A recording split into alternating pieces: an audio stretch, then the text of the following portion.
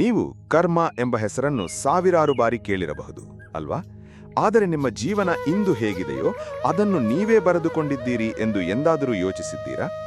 ಪ್ರತಿಯೊಂದು ಸಂಬಂಧದ ಏರಿಳಿತ, ಪ್ರತಿಯೊಂದು ಅವಕಾಶ ಬರುವುದು ಅಥವಾ ಕೈಜಾರುವುದು, ನನ್ನೊಂದಿಗೆ ಯಾಕೆ ಹೀಗಾಗುತ್ತದೆ ಎಂದು ನೀವು ಕೇಳಿಕೊಂಡಾಗೆಲ್ಲ ಅದಕ್ಕೆ ಕಾರಣ ಬೇರೆ ಯಾರೂ ಅಲ್ಲ, ಅದು ನಿಮ್ಮದೇ ಕರ್ಮಗಳ ಫಲ. ಬಹಳ ಜನ ಕೆಟ್ಟದ್ದು ಆಯಿತು ಅಂದರೆ ಹಿಂದಿನ ಜನ್ಮದ ಪಾಪ ಎಂದು ಮಾತ್ರ ಅರ್ಥ ಮಾಡಿಕೊಳ್ಳುತ್ತಾರೆ. ಆದರೆ ಪ್ರತಿಯೊಂದು ದುಃಖವನ್ನು ದೇವರ ಶಿಕ್ಷೆ ಎಂದು ನೋಡುವುದು ಸರಿಯಲ್ಲ. ಕೆಲವು ಘಟನೆಗಳು ಜೀವನದ ಪಾಠಗಳಾಗಿರುತ್ತವೆ, ಕೆಲವು ನಮ್ಮ ಆಯ್ಕೆಗಳ ಪರಿಣಾಮವಾಗಿರುತ್ತವೆ, ಇನ್ನು ಕೆಲವು ನಮ್ಮೊಳಗಿನ ಶಕ್ತಿಯನ್ನು ಎಬ್ಬಿಸಲು ಬಂದಿರುತ್ತವೆ. ಇದು ಹೇಳಲು ಸುಲಭ, ಆದರೆ ಅರ್ಥ ಮಾಡಿಕೊಳ್ಳುವುದು ಕಷ್ಟ. ಏಕೆಂದರೆ ನಾವು ಕರ್ಮವನ್ನು ಕೇವಲ ಶಿಕ್ಷೆ ಮತ್ತು ಪ್ರತಿಫಲ ನೀಡುವ ದೇವರ ವ್ಯವಸ್ಥೆಯನ್ನಾಗಿ ಮಾಡಿದ್ದೇವೆ. ಆದರೆ ನಿಜವೇನೆಂದರೆ ಭಗವದ್ಗೀತೆಯಲ್ಲಿ ಕರ್ಮವು ಕೇವಲ ಕಲ್ಪನೆಯಲ್ಲ, ಅದೊಂದು ಜೀವಂತ ಸೂತ್ರ, ಲಿವಿಂಗ್ ಫಾರ್ಮ್ಯುಲಾ. ಒಳ್ಳೆಯವರಿಗೆ ಯಾಕೆ ಕೆಟ್ಟದ್ದೇ ಆಗುತ್ತದೆ? ಎಷ್ಟೋ ಜನ ತಪ್ಪು ಮಾಡಿದರೂ ಸುಖವಾಗಿದ್ದಾರಲ್ಲ ಯಾಕೆ? ಈ ಪ್ರಶ್ನೆ ನಿಮಗೆ ಎಂದಾದರೂ ಕಾಡಿದ್ದಲ್ಲಿ ಇಂದಿನ ವಿಡಿಯೋ ನಿಮಗಾಗಿ. ಏಕೆಂದರೆ ನಿಮ್ಮ ಇಂದಿನ ಕಷ್ಟಕ್ಕೆ ನಿಮ್ಮ ಹಳೆಯ ದಾಖಲೆಗಳಲ್ಲೇ ಉತ್ತರವಿದೆ. Hi my dear friends, brothers and sisters, welcome to your heart beats channel. Friends, ಸರಳವಾಗಿ ಹೇಳುವುದಾದರೆ ಕರ್ಮ ಎಂದರೆ ನಾವು ಮಾಡುವ ಪ್ರತಿಯೊಂದು ಕೆಲಸ ಮಾತ್ರವಲ್ಲ, ನಾವು ಯೋಚಿಸುವುದು, ನಾವು ಮಾತನಾಡುವುದು ಮತ್ತು ನಾವು ಮಾಡುವ ಪ್ರತಿಯೊಂದು ಕ್ರಿಯೆಯೂ ಕರ್ಮವೇ. ನಾವು ಇಂದು ಬಿತ್ತುವ ಪ್ರತಿಯೊಂದು ಆಲೋಚನೆ ಮತ್ತು ಕೆಲಸ ಒಂದು ಬೀಜದಂತಿದೆ. ಆ ಬೀಜ ಒಮ್ಮೆ ಫಲವಾಗಿ ನಮ್ಮ ಬಳಿಗೆ ಮರಳಿಯೇ ತೀರುತ್ತದೆ. ಇದು ಕಾರಣ ಮತ್ತು ಪರಿಣಾಮದ ನಿಯಮ. ನೀವು ಏನು ಬಿತ್ತುತ್ತೀರೋ ಅದನ್ನೇ ನೀವು ಪಡೆದುಕೊಳ್ಳುತ್ತೀರಿ. 1. ಕಾರಣ ಮತ್ತು ಪರಿಣಾಮದ ನಿಯಮ, the law of cause and effect. ನೀವು ಯಾವುದೇ ಕೆಲಸ ಮಾಡಿದರೂ ಅದು ಯಾರಿಗಾದರೂ ಸಂತೋಷ ನೀಡಲಿ ಅಥವಾ ನೋವು ನೀಡಲಿ, ನೀವು ಕೇವಲ ಕೆಲಸ ಮಾಡುತ್ತಿಲ್ಲ, ನೀವು ಒಂದು ಬೀಜವನ್ನು ಬಿತ್ತುತ್ತಿದ್ದೀರಿ. ಪ್ರತಿಯೊಂದು ಬೀಜವೂ ಎಂದಾದರೂ ಒಂದು ದಿನ ಫಲವಾಗಿ ಮರಳಿಯೇ ತೀರುತ್ತದೆ. ಶ್ರೀಕೃಷ್ಣ ಹೇಳುವಂತೆ ನಿಮ್ಮ ಇಂದಿನ ಕರ್ಮವೇ ನಿಮ್ಮ ನಾಳೆಯನ್ನು ನಿರ್ಧರಿಸುತ್ತದೆ. ಕೇವಲ ಕೆಲಸ ಮಾಡುವುದು ಮಾತ್ರ ಕರ್ಮವಲ್ಲ, ನಿಮ್ಮ ಉದ್ದೇಶ, ಇಂಟೆನ್ಷನ್ ಕೂಡ ಕರ್ಮವೇ ಆಗಿದೆ. 2.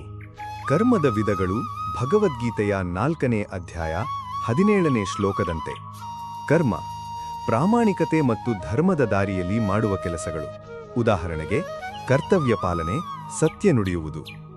ವಿಕರ್ಮ ಮಾಡಬಾರದ ತಪ್ಪು ಕೆಲಸಗಳು. ಉದಾಹರಣೆಗೆ ಕಳ್ಳತನ, ಸುಳ್ಳು, ಇತರರಿಗೆ ನೋವು ಕೊಡುವುದು. ಅಕರ್ಮ ಯಾವುದೇ ಫಲದ ಅಪೇಕ್ಷೆಯಿಲ್ಲದೆ ಭಗವಂತನ ಪ್ರೀತಿಗಾಗಿ ಮಾಡುವ ಕೆಲಸಗಳು.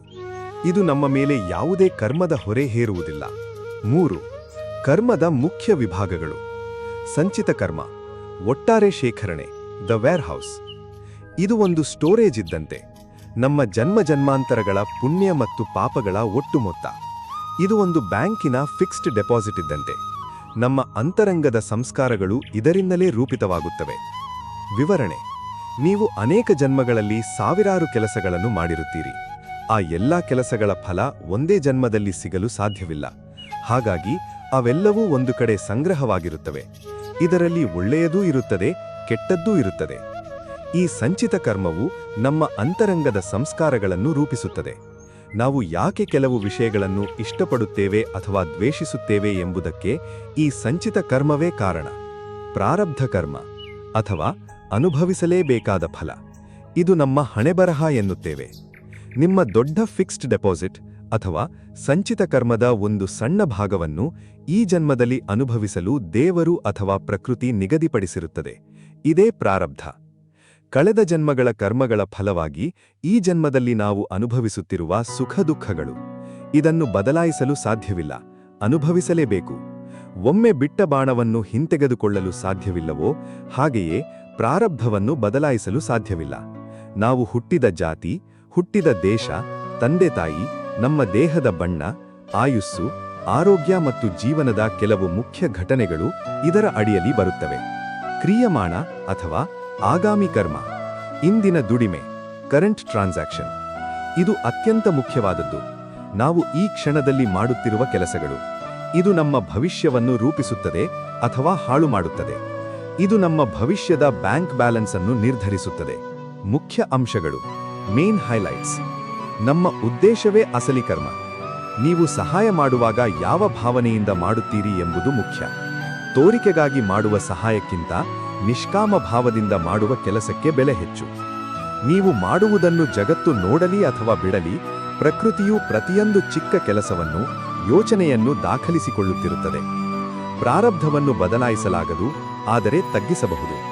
ಹಳೆಯ ಕೆಟ್ಟ ಕರ್ಮಗಳ ಫಲವನ್ನು ಸಂಪೂರ್ಣವಾಗಿ ಅಳಿಸಲು ಸಾಧ್ಯವಿಲ್ಲದಿದ್ದರೂ ಇಂದಿನ ಉತ್ತಮ ಕ್ರಿಯಮಾಣ ಕರ್ಮಗಳ ಮೂಲಕ ಅದರ ತೀವ್ರತೆಯನ್ನು ಕಡಿಮೆ ಮಾಡಬಹುದು.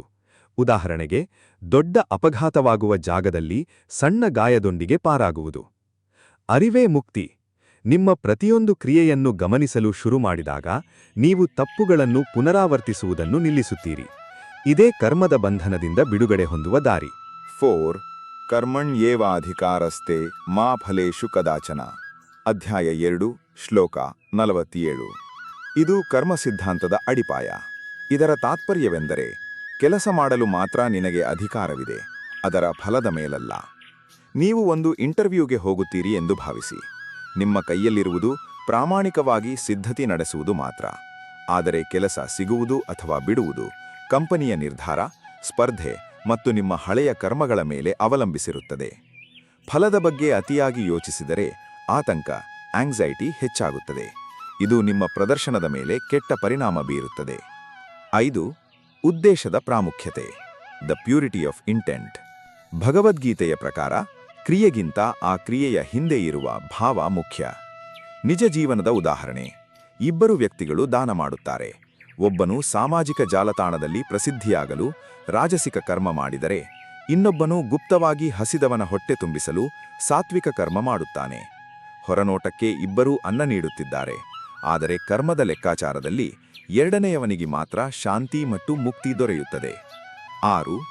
ಕರ್ಮದ ಚಕ್ರ ಮತ್ತು ಆಧುನಿಕ ಜೀವನದ ಘಟನೆಗಳು. ನಮ್ಮ ಜೀವನದಲ್ಲಿ ನಡೆಯುವ ಅನಿರೀಕ್ಷಿತ ಘಟನೆಗಳಿಗೆ ಗೀತೆಯು ಈ ಕೆಳಗಿನಂತೆ ಉತ್ತರಿಸುತ್ತದೆ. ಅನಿರೀಕ್ಷಿತ ಸಂಕಷ್ಟಗಳು. ಕೆಲವು ಬಾರಿ ನಾವು ಯಾರಿಗೂ ಕೆಟ್ಟದ್ದನ್ನು ಬಯಸದಿದ್ದರೂ ನಮಗೆ ನಷ್ಟ ಅಥವಾ ಅನಾರೋಗ್ಯ ಉಂಟಾಗುತ್ತದೆ. ಇದು ನಮ್ಮ ಸಂಚಿತ ಕರ್ಮದ ಒಂದು ಭಾಗ, ಪ್ರಾರಬ್ಧವಾಗಿ ಅನಿವಾರ್ಯವಾಗಿ ಬಂದಿರುತ್ತದೆ. ಇದನ್ನು ಒಂದು ಬ್ಯಾಂಕ್ ಲೋನಿನಂತೆ ನೋಡಬಹುದು. ಹಿಂದಿನ ಸಾಲವನ್ನು ತೀರಿಸಲೇಬೇಕು. ಘಟನೆಗಳು ನಮ್ಮ ನಿಯಂತ್ರಣದಲ್ಲಿರಬಹುದು, ಆದರೆ ಆ ಘಟನೆಗೆ ನಾವು ಹೇಗೆ ಪ್ರತಿಕ್ರಿಯಿಸುತ್ತೇವೆ, ರಿಯಾಕ್ಟ್, ಎಂಬುದು ನಮ್ಮ ಕೈಯಲ್ಲಿದೆ. ಇದನ್ನೇ ಕೃಷ್ಣ ಸ್ಥಿತಪ್ರಜ್ಞತೆ ಎನ್ನುತ್ತಾನೆ. ಸೋಲನ್ನು ಕಂಡು ಕುಸಿಯದೆ ಅದನ್ನು ಒಂದು ಪಾಠವೆಂದು ಸ್ವೀಕರಿಸಿ ಮುಂದೆ ಸಾಗುವುದು ಹೊಸ ಸತ್ಕರ್ಮಕ್ಕೆ ನಾಂದಿಯಾಗುತ್ತದೆ. ಈ ಇಡೀ ವಿಷಯದ ತಾತ್ಪರ್ಯವನ್ನು 3 ಹಂತಗಳಲ್ಲಿ ಅರ್ಥೈಸಬಹುದು. ಜವಾಬ್ದಾರಿ. ನನ್ನ ಜೀವನಕ್ಕೆ ನಾನೇ ಹೊಣೆ. ಬೇರೆಯವರನ್ನು ದೂಷಿಸುವುದನ್ನು ನಿಲ್ಲಿಸಿದಾಗ ಮಾತ್ರ ಜೀವನದಲ್ಲಿ ಪ್ರಗತಿ ಸಾಧ್ಯ. ಸಮರ್ಪಣಾಭಾವ. ಪ್ರತಿಯೊಂದು ಕೆಲಸವನ್ನು ಭಗವಂತನಿಗೆ ಅಥವಾ ಸಮಾಜಕ್ಕೆ ಅರ್ಪಿಸಿದಾಗ ಆ ಕೆಲಸದ ಹೊರೆ ನಮಗೆ ತಟ್ಟುವುದಿಲ್ಲ. ಅದೇ ಅಕರ್ಮ. ವರ್ತಮಾನದಲ್ಲಿ ಬದುಕುವುದು. ಪ್ರಾರಬ್ಧ ಕರ್ಮವನ್ನು ಬದಲಾಯಿಸಲಾಗದು, ಆದರೆ ಕ್ರಿಯಮಾಣ ಕರ್ಮದ ಮೂಲಕ ನಾವು ಭವಿಷ್ಯವನ್ನು ಉಜ್ವಲಗೊಳಿಸಬಹುದು. ಇಂದು ನೀವು ಬಿತ್ತಿದ ಒಳ್ಳೆಯ ಆಲೋಚನೆಯೇ ನಾಳಿನ ಸುಂದರ ಜೀವನ. ನಿಜ ಜೀವನದ ಒಂದು ಚಿಕ್ಕ ಉದಾಹರಣೆ. ಒಬ್ಬ ವ್ಯಕ್ತಿ ರಸ್ತೆಯಲ್ಲಿ ಹೋಗುವಾಗ ಬಿದ್ದಿದ್ದ ವ್ಯಕ್ತಿಗೆ ಸಹಾಯ ಮಾಡುತ್ತಾನೆ. ಅದು ಅವನ ಸತ್ಕರ್ಮ. ಆದರೆ ಆ ಸಹಾಯ ಪಡೆದ ವ್ಯಕ್ತಿ ಕೃತಜ್ಞತೆ ತೋರಿಸದೇ ಹೋದರೆ ಸಹಾಯ ಮಾಡಿದವನಿಗೆ ಕೋಪ ಬರಬಹುದು. ಇಲ್ಲಿ ಭಗವದ್ಗೀತೆ ಹೇಳುವುದೇನೆಂದರೆ, ಸಹಾಯ ಮಾಡುವುದು ನಿನ್ನ ಧರ್ಮ, ಕೃತಜ್ಞತೆ ನಿರೀಕ್ಷಿಸುವುದು ನಿನ್ನ ಅಹಂಕಾರ. ನೀನು ನಿನ್ನ ಧರ್ಮ ಪಾಲಿಸಿದರೆ ಅದರ ಫಲ ಪ್ರಕೃತಿಯಿಂದ ನಿನಗೆ ಯಾವುದೋ ರೂಪದಲ್ಲಿ ಬಂದೇ ತೀರುತ್ತದೆ. ಅದೃಷ್ಟ ಅಂದರೇನು? ನಾವು ಅದೃಷ್ಟ ಎಂದು ಯಾವುದನ್ನು ಕರೆಯುತ್ತೇವೋ ಅದು ವಾಸ್ತವವಾಗಿ ನಮಗೆ ನೆನಪಿಲ್ಲದ ಸಮಯದಲ್ಲಿ ನಾವು ಮಾಡಿದ ಯಾವುದೋ ಒಂದು ಸತ್ಕರ್ಮದ ಫಲವಾಗಿರುತ್ತದೆ. ಕರ್ಮದಿಂದ ತಪ್ಪಿಸಿಕೊಳ್ಳಬಹುದೇ? ಹಳೆಯ ಕೆಟ್ಟ ಕರ್ಮದ ಫಲವನ್ನು ಅನುಭವಿಸಲೇಬೇಕು. ಉದಾಹರಣೆಗೆ, ಮಳೆ ಬರುವುದನ್ನು ನಾವು ತಡೆಯಲು ಸಾಧ್ಯವಿಲ್ಲ, ಅದು ಪ್ರಾರಬ್ಧ. ಆದರೆ ನಮ್ಮ ಹತ್ತಿರ ಛತ್ರಿ ಇದ್ದರೆ ಮಳೆಯಲ್ಲಿ ನೆನೆಯುವುದನ್ನು ತಪ್ಪಿಸಿಕೊಳ್ಳಬಹುದು. ಆ ಛತ್ರಿಯೇ ನಾವು ಇಂದು ಮಾಡುತ್ತಿರುವ ಸತ್ಕರ್ಮಗಳು. ಒಳ್ಳೆಯ ಕೆಲಸಗಳು ಕೆಟ್ಟ ಸಮಯದ ತೀವ್ರತೆಯನ್ನು ಕಡಿಮೆ ಮಾಡುತ್ತವೆ. ಸರಳವಾಗಿ ಹೇಳಬೇಕೆಂದರೆ, ಹಿಂದಿನದು ಮುಗಿದು ಹೋಗಿದೆ, ಈಗ ನಡೆಯುತ್ತಿರುವುದನ್ನು ತಡೆಯಲಾಗದು. ಮುಂದೆ ಏನಾಗಬೇಕು ಎಂಬುದು ನಿನ್ನ ಕೈಯಲ್ಲಿದೆ. ಹಾಗಾಗಿ ಇಂದಿನ ಕೆಲಸಗಳನ್ನು ಅತಿ ಜಾಗರೂಕತೆಯಿಂದ ಮತ್ತು ಪ್ರೀತಿಯಿಂದ ಮಾಡೋಣ. ಕೊನೆಯ ಮನೆದಾಳದ ಮಾತು. ಬದುಕು ಒಂದು ಕನ್ನಡಿ. ನೀವು ದ್ವೇಷವನ್ನು ಎಸೆದರೆ ದ್ವೇಷವೇ ಮರಳಿ ಬರುತ್ತದೆ. ಪ್ರೀತಿಯನ್ನು ಹಂಚಿದರೆ ಪ್ರೀತಿಯೇ ಮರಳಿ ಬರುತ್ತದೆ. ಫಲದ ಚಿಂತೆಯಿಲ್ಲದೆ ಕೇವಲ ಒಳ್ಳೆಯದನ್ನು ಮಾಡುವುದು ನನ್ನ ಸ್ವಭಾವ ಎಂದು ನಾವು ಬದುಕಲು ಶುರು ಮಾಡಿದಾಗ ಆ ಕರ್ಮದ ಬಂಧನವೇ ನಮ್ಮ ಪಾಲಿಗೆ ಮುಕ್ತಿಯ ಹಾದಿಯಾಗುತ್ತದೆ. ಆದ್ದರಿಂದ ಕಷ್ಟ ಬಂದಾಗ ಯಾಕೆ ನನ್ನ ಜೊತೆಯೇ ಎಂದು ಕುಸಿಯದ ಬದಲು ಈ ಅನುಭವ ನನಗೆ ಏನು ಕಲಿಸುತ್ತಿದೆ ಎಂದು ಎದೆಗುಂದದೆ ಕೇಳಿ. ನೆನಪಿರಲಿ, ಮಳೆ ಬರುವುದು ಪ್ರಕೃತಿಯ ನಿಯಮ, ಆದರೆ ಕೊಡೆ ಹಿಡಿದು ನೆನೆಯದೇ ಸಾಗುವುದು ನಿಮ್ಮ ಕೈಯಲ್ಲಿರುವ ಸತ್ಕರ್ಮ.